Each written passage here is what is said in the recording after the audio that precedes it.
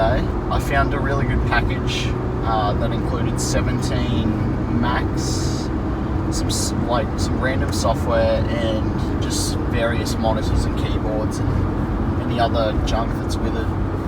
So yeah, we're heading down there today, and we're going to see what condition they're in, and just hopefully we get them for a good price. So try and get some filming done. We'll see you down there.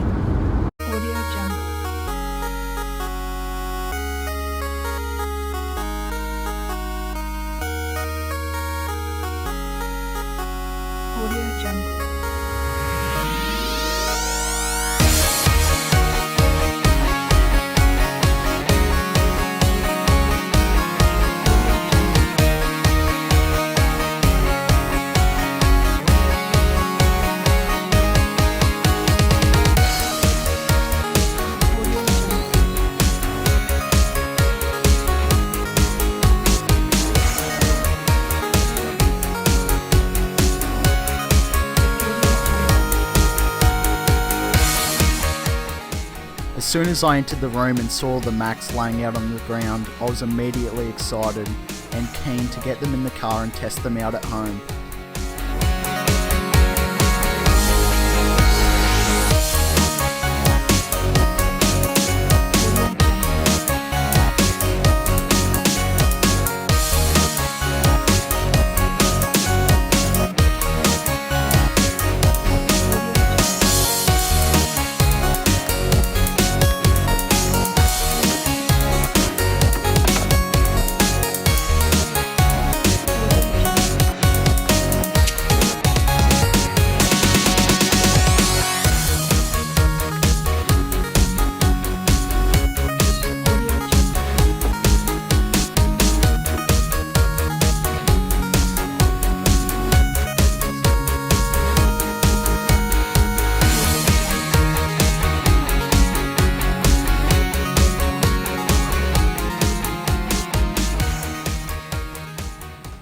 Seems to be everything. That was the best deal. At this point in time, we'd almost loaded all the computers into the car. We made sure to load them securely and safely as we had a long trip ahead of us.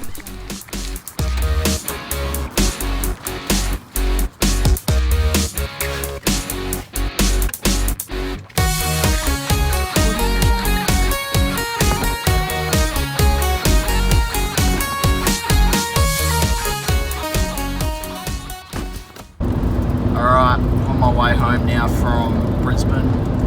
Just picked up a few computers. The whole car's full, and to be honest, we've got a pretty big car, so yeah, when we get home we'll test them all. I'm hoping at least half of them will work. Of course there's going to be some that don't, but let's just hope that number's not too high, so we'll see when you get there. Okay, what I'm doing is testing out all of these Quadra 605s, and including a Macintosh LC3 and an LC475.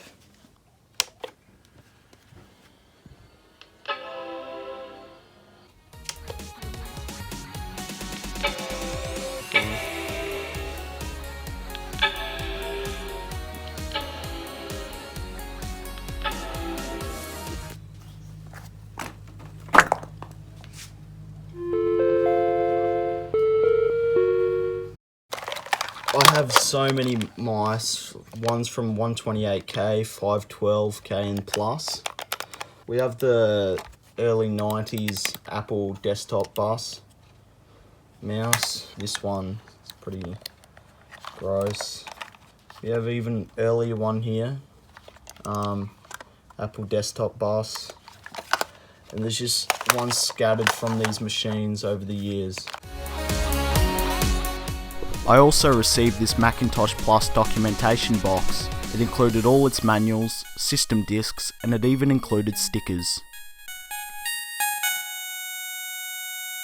Here's an LC3 that I received in the package, and it didn't fare so well. The previous owner decided not to remove the internal battery, so as you can see here, It's the acidic stuff out of the battery is just gone all over the board, causing immense amounts of corrosion, and once it hits metal like in this area here, it starts rusting and corroding straight away. Down here on the RAM, it's even spread up here.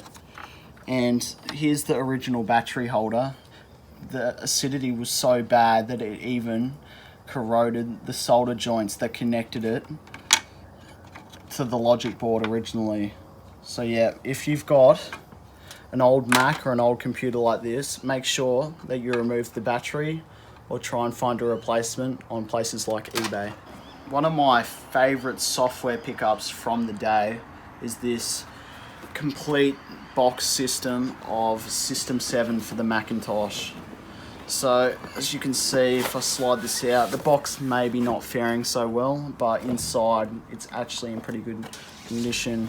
It's got all the manuals, just HyperCard manual, Macintosh networking reference, and it's got all the discs.